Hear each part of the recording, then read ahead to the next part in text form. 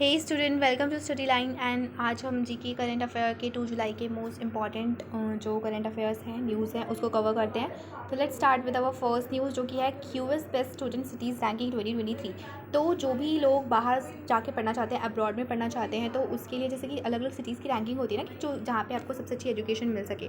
तो क्यूएस की best student cities ranking 2023 के अंदर लंदन जो है उसे बेस्ट स्टूडेंट सिटीज़ के अंदर रैंक किया गया है India survey on higher education AISHE के द्वारा। ठीक है, तो जो अब्रॉड स्टडी करना चाहते हैं तो वो लंदन ज़रूर जाएं, क्योंकि अभी बेस्ट में आया है। चलिए सेकंड न्यूज़ पे चलते हैं। Business reforms action plan BRAP 2020।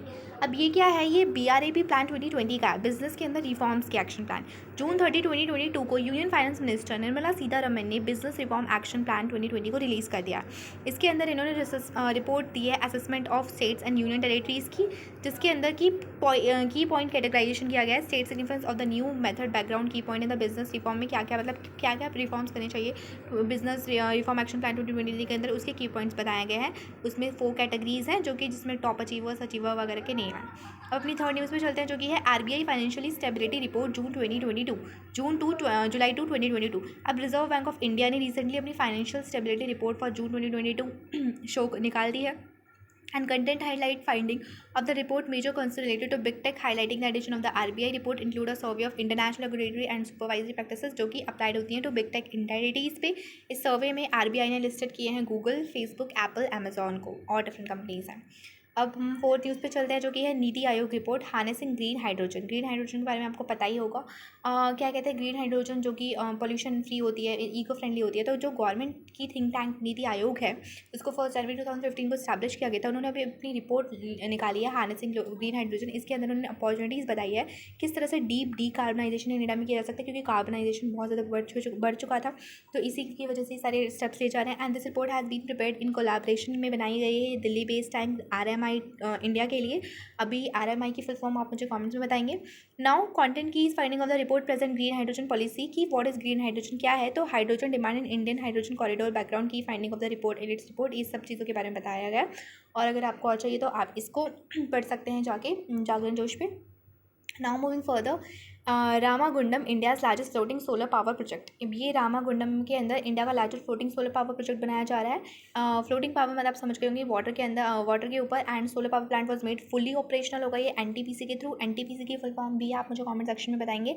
Eight Ramagundam Telangana में ये बन रही है। Content about the floating solar power plant, significance of the power plant, renewable energy sector in India में ये एक अच्छा कदम होगा। About the floating solar power, जिसकी कैपेसिटी कितनी है 100 मेगावाट की। It is powered with advance technology के साथ पावर्ड होगा। एंड एनवायरमेंट फ्रेंडली फीचर्स होंगे इसके अंदर।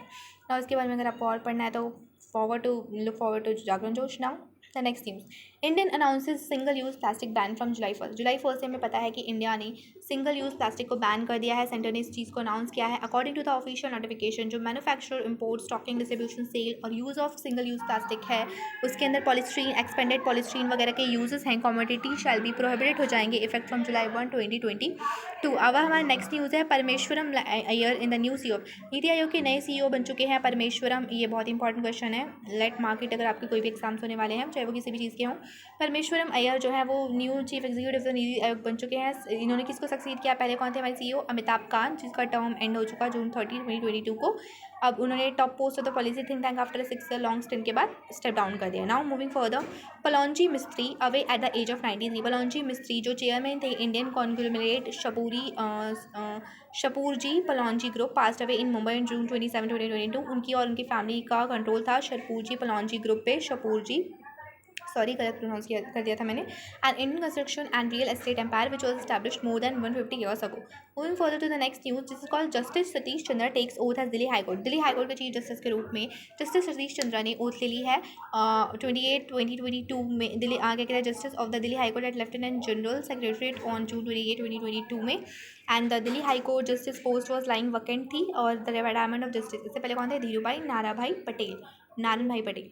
Now moving further, England Eoin Morgan announce retirement from international cricket. England के बहुत ही फेमस क्रिकेटर हैं एयन मॉर्गन, उन्होंने रिटायरमेंट अपने इंटरनेशनल क्रिकेट से ले ली है।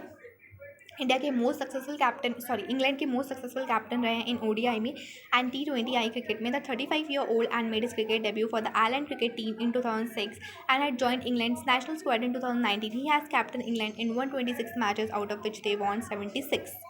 Moving further to the next news, which is called National Statistical Day. 29 जून को mark किया जाता है बर्थ एनिवर्सरी ऑफ प्रशांत चंद्र महानबीस। हम सब इनको जानते हैं, ये कौन है, जो कि एक फादर ऑफ इंडियन स्टैटिस्टिक्स कहलाते हैं। इन्होंने ही सेकेंड ईयर प्लान के ऑर्गेनाइजेशन पे फोकस किया था and the day to celebrate is notable contribution in the field of economic planning. Moving further to the next news, which is called Maharashtra Aurangabad and Osmanabad district rename. Maharashtra के CM Uddhav Thackeray, अभी आपको पता है, जो 29 को उन्होंने हट चुके हैं वो अपनी पोस्ट से, एंड अप्रूव कर दिया एक name change for the 2 district including Aurangabad and Osmanabad.